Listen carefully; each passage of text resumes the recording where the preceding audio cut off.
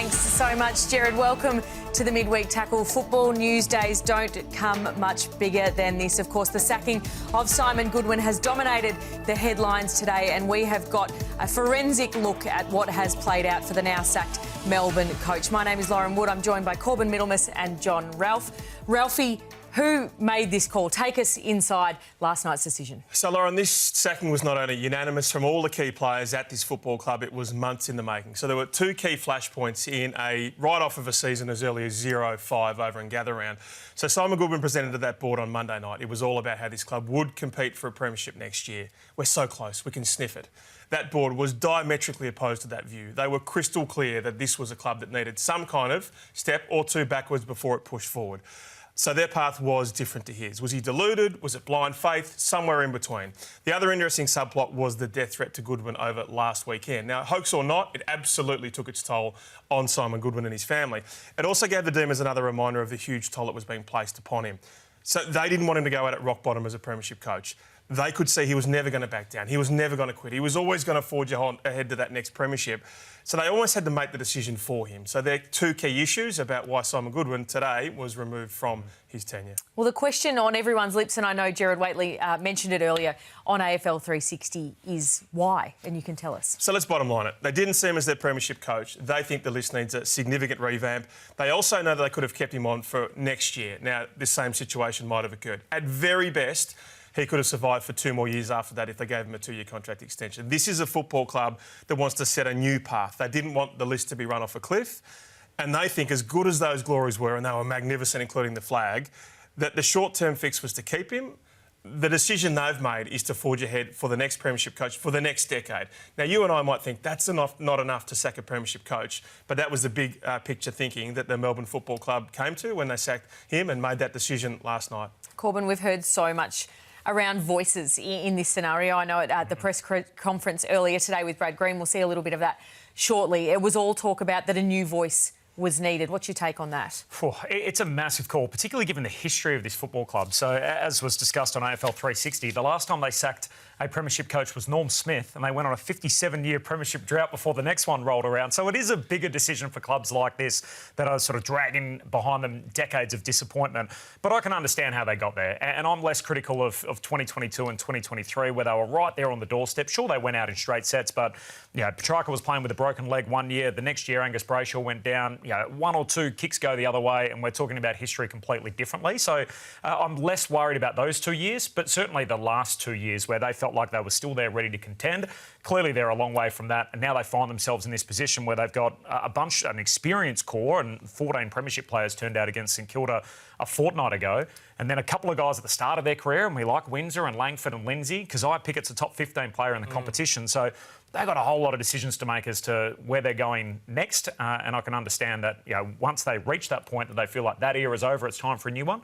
To answer the question, I can understand why they feel like a new voice is needed to start that next chapter. Timing is everything in footy, and there's never a great time for something like this. As you know, it was AFLW Captain's Day today, which I think it certainly raised a few eyebrows, and there were a few people in at AFL House that weren't necessarily too happy with the way that things played out. I know there was a moment today where Brad Green and Simon Goodwin's press conference was potentially going to be run at the same time as AFLW Captain's Day. And of course, Kate Hoare, the Demons skipper, essentially being the first club representative to speak on the matter. So, as I say, it certainly did raise a few eyebrows. We did hear from the interim president, Brad Green, today, and he spoke about the timeline of the decision. Here's what he said. This has been a process, I think, it wasn't made within a couple of days. It's been a process that we've gone through with consultation with some key football people in our program that has been going on for 4 or 5 weeks. Brad, did that last 30 minutes against St Kilda cost Simon his job? If you had won that game, would he be still coaching? No, that didn't have any bloody desire, eh?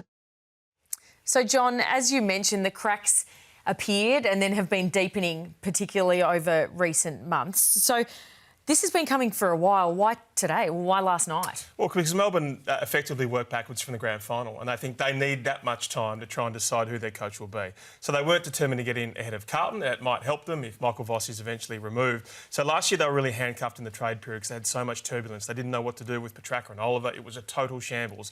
So this year they want a coach who can help to keep Petracca, who can keep Judd McVie. If it is they decide to bring in some mid-20s players in that massive list hole they have, the players need to know who their coach is. So yes, the earlier the better, but more to the point, we have a full process to run and it's going to take us time, and we must get to that first day of trade period knowing exactly who we're targeting or who we're moving out of our club. It's also, I mean, they're the first dog at the bowl in a way now, aren't they, as well? So when you think about whatever happens next at Carlton, and they've said on the record themselves that they're going to make a decision at the end of the home and away season, so that's their timeline, at least for now.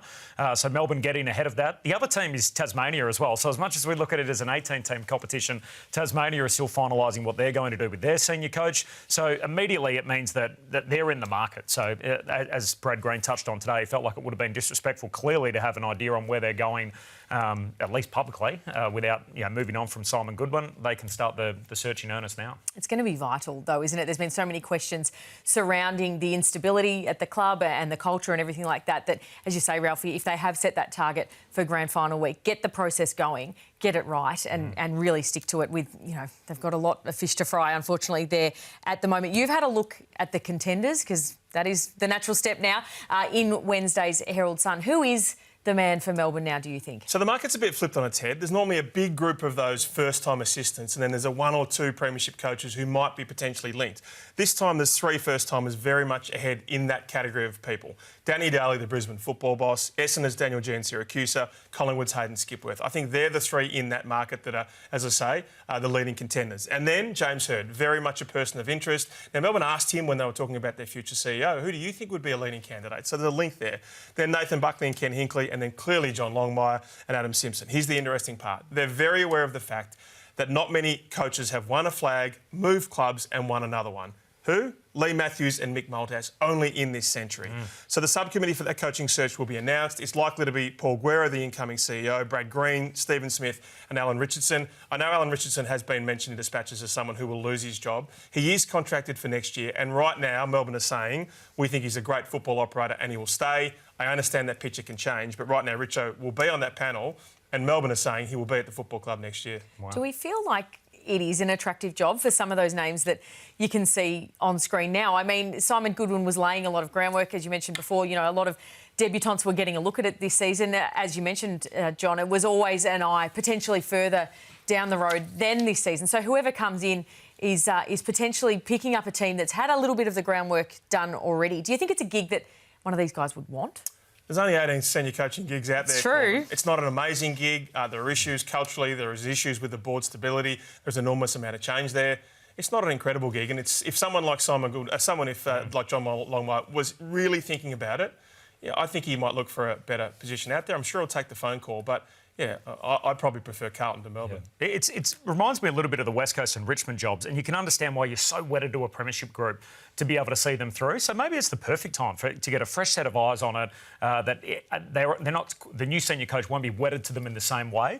And I mean, we could sit here and chuck up a whole lot of names. One guy who I feel like should be in the mix is Murray Davis, who, of course, is the coaching director at Adelaide. I mean, success leaves clues, and this is a guy that was part of the Brisbane dynasty. He'd coached his own team in the NEFL previously and had success with the NT Thunder.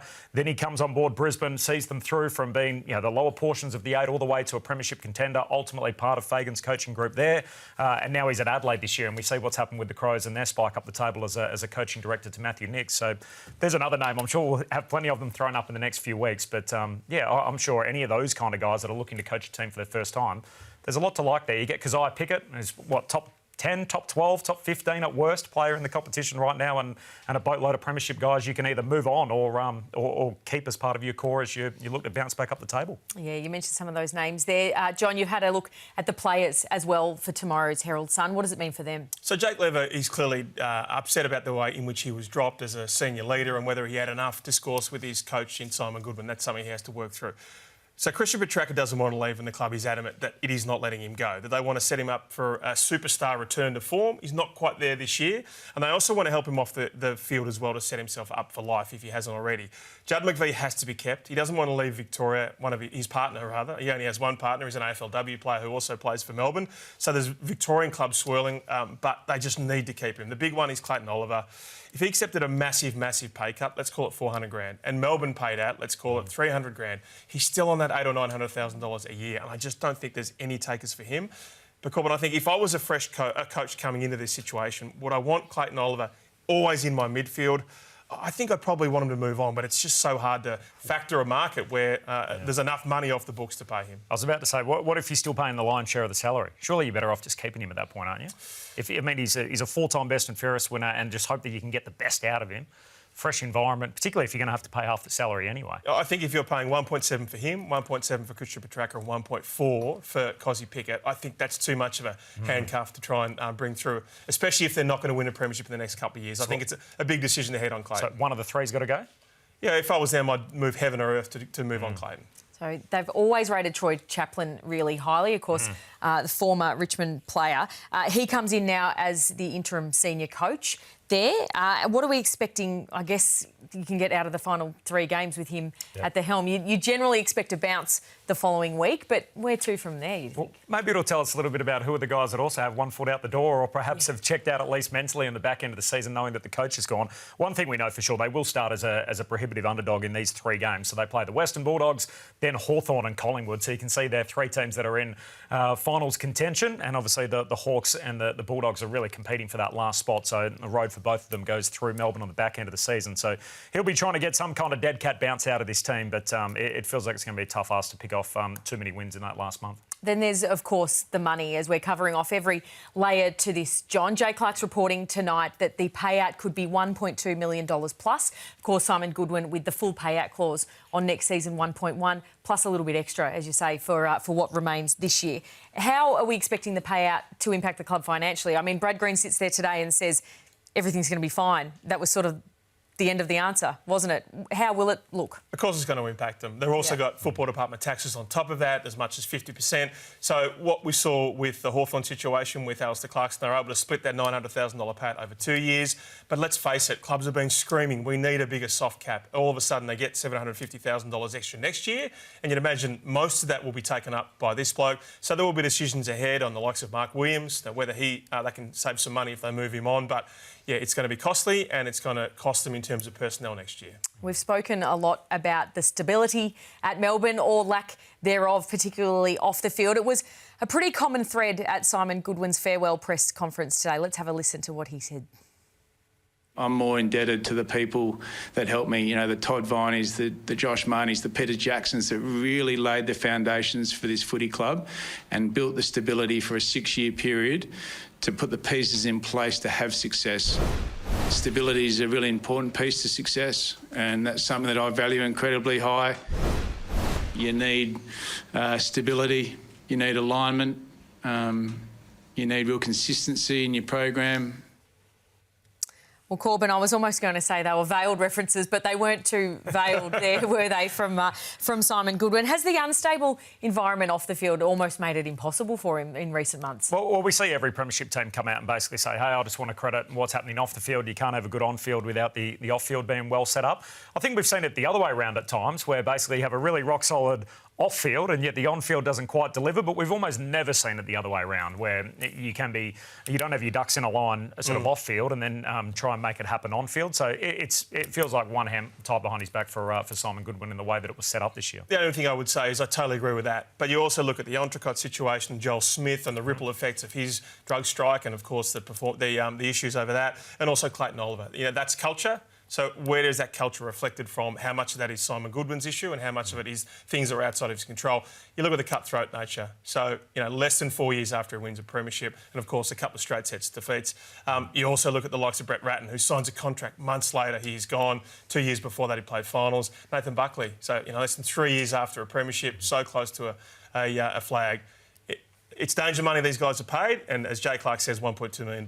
He deserves every bit of that payout. Well, a trip to Bali, no doubt, in the wins. He does love it there, Simon Goodwin. But who would have thought there was plenty of other football news happening today? We'll be back after the break with plenty of that, including some disgruntlement at the Pies and a list crunch at two of Victoria's biggest clubs, of course, Essendon and North Melbourne. We reveal who's out. Up next. We'll see you soon.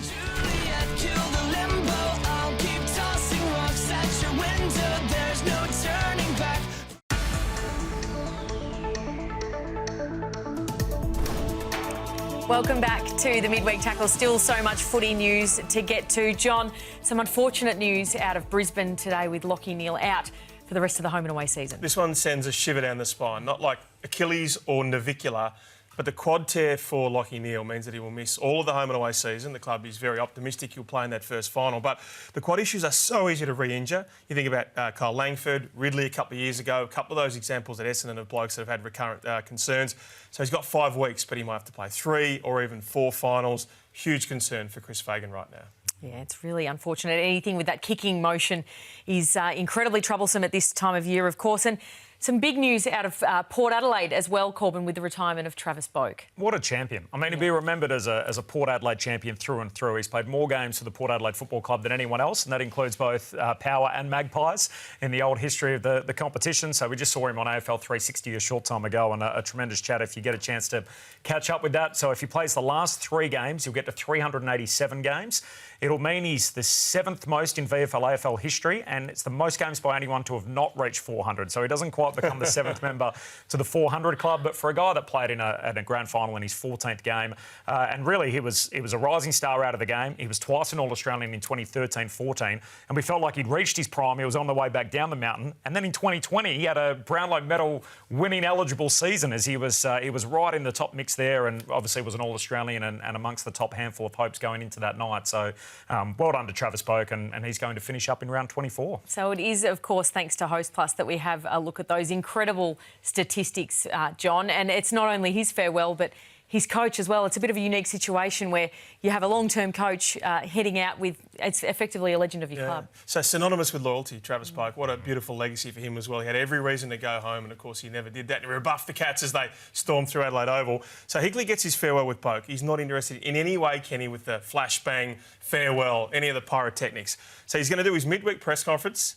He's going to pack his office. He's going to do the game. He'll do the post-match press conference, and he'll disappear right into the night. So when will he do that? So my expectation is that is a Friday night game as part of a double header. So round 24 we release tomorrow. These are the main highlights. So Essendon Carlton is the standalone. That's on Fox. So that's the 14th Thursday or Friday for Essendon this year.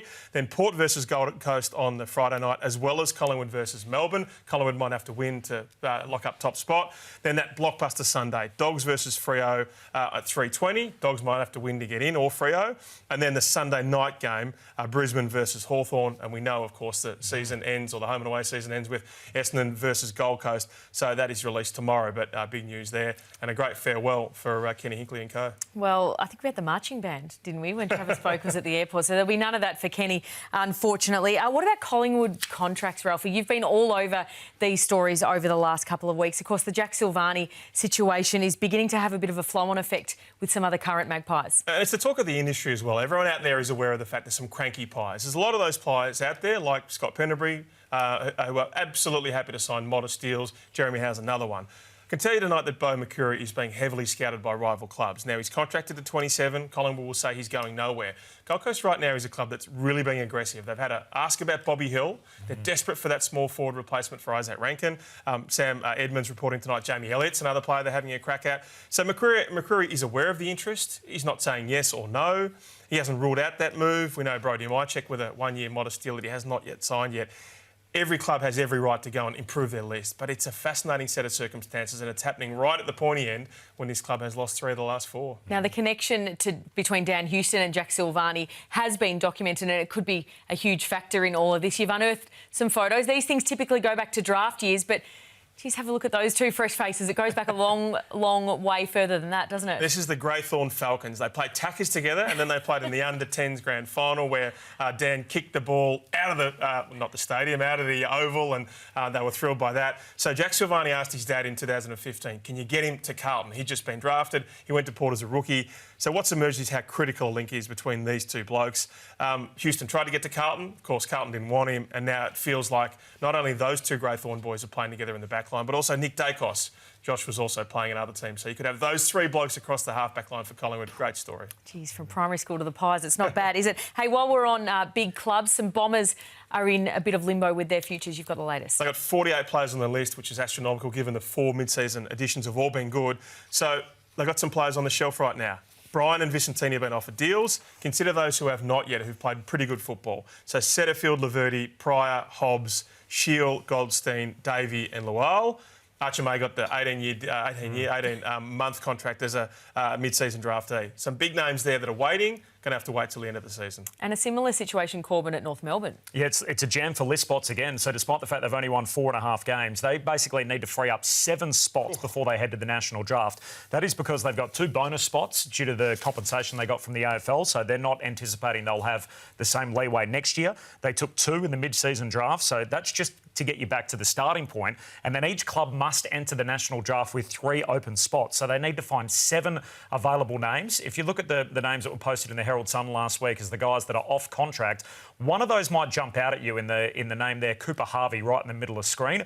Now, a couple of weeks ago, it was probably looking like this might be his last year on a list, and yet his footy has been sensational since then. So you can just about take him off. You think he'll be sticking around, and all of a sudden they've got to find another 7 names to somehow try and get to the draft. Phillips has been linked a little bit to West Coast. Cor's got a games-based trigger there. Costanti, you'd imagine, would stay on. So that's really tough. And Geordie Payne, I expect to boo this week as a replacement for Paul Curtis. Now, John, you broke this story on codesports.com.au this afternoon surrounding a much-loved Bulldog. You talk to anyone at Whitten Oval and it's all about how much they love Buku Karmas. But he could be up for grabs, you tell us. That's right, and his manager, Ray Purcell's really open to it as well. I think we're a modern, mature industry here where you're allowed to talk about these things. I think the Bulldogs are a little bit surprised by how open he was, but this is his quote to the Herald Sun. If the right opportunity came up, he would go. It has to be a club where he's going to play. He can have a very long and productive career if he's in an environment where he's playing games, or he can have a year like this and he's on the shelf. He is contracted for next year. The Dogs are keen to recontract him further, but I think he's always the next man in,